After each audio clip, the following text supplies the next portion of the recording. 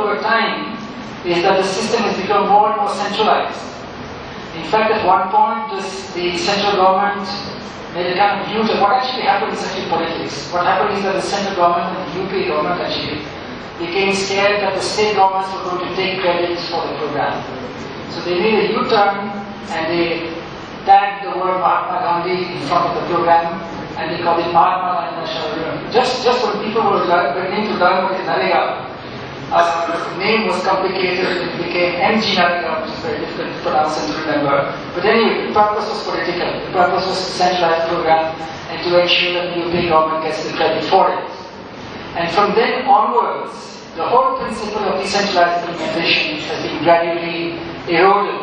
And we have seen more and more guidelines, so-called guidelines, which are actually seen as binding directives, coming from New Delhi and telling people that, okay, you have to, first it was bank payments, that was the first thing that the center imposed across the country. And it was actually done in a very irresponsible manner. The principle of bank payments is good, I'm not opposing the principle, but the system was not ready at that time. It was a big mistake to impose it across the country in one go. And the consequence of that is that there was a huge jam in the system because the banking system was just not ready, nor was the post office system.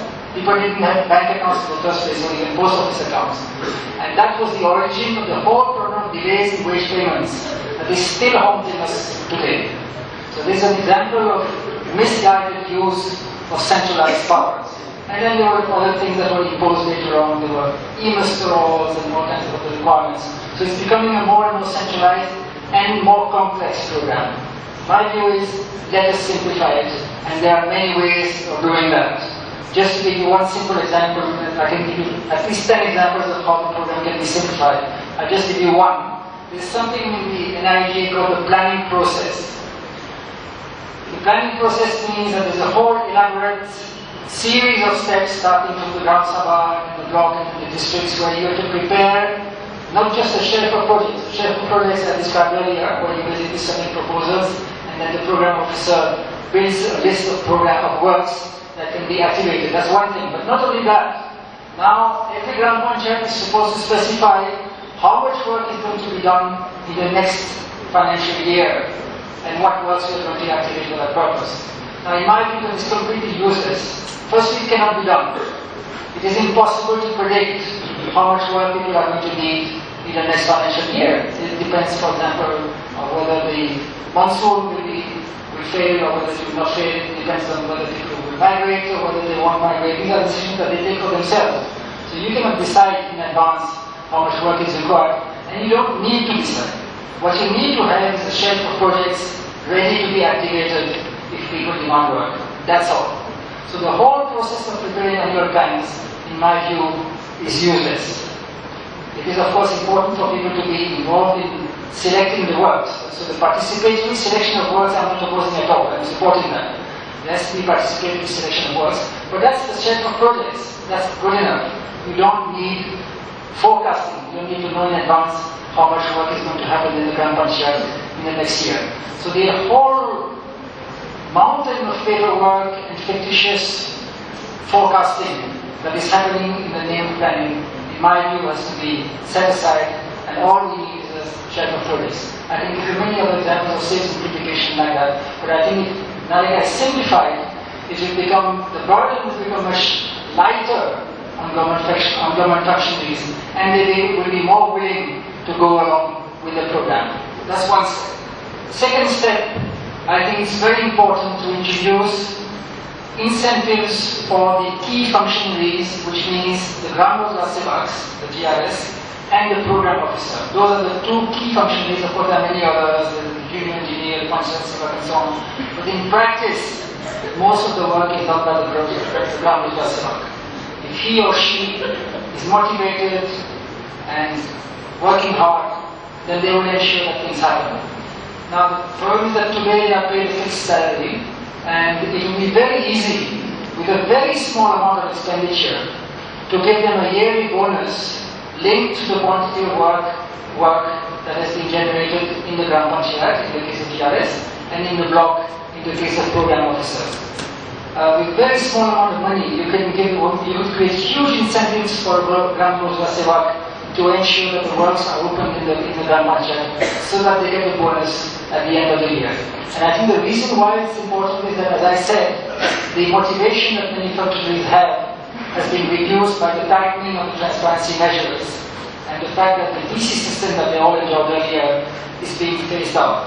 So if we were to create new incentives for the functionaries outside the whole sphere of illicit payments, we want a legal and above board means of enabling them to benefit along with the workers if the energy works are happening on an adequate scale.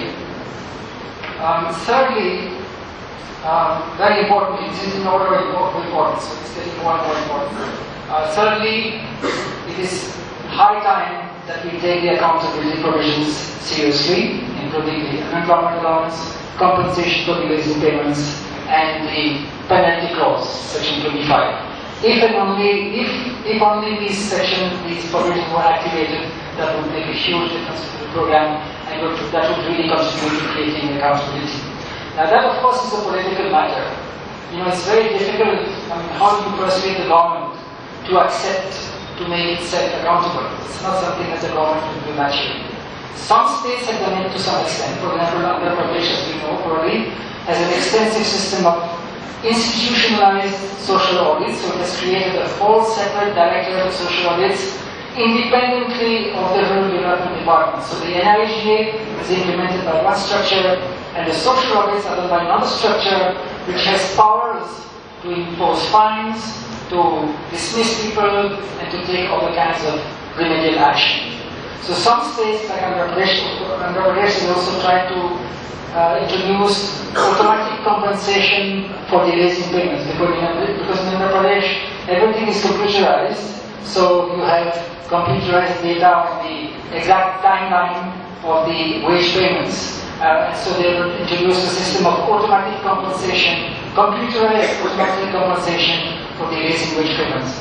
So this shows that it's not impossible for a state government to make up its mind that we want the program to be run properly, instead of making money from it through illegal means, and to decide to activate these accountability provisions. But this is a political fight, it's not a matter of management.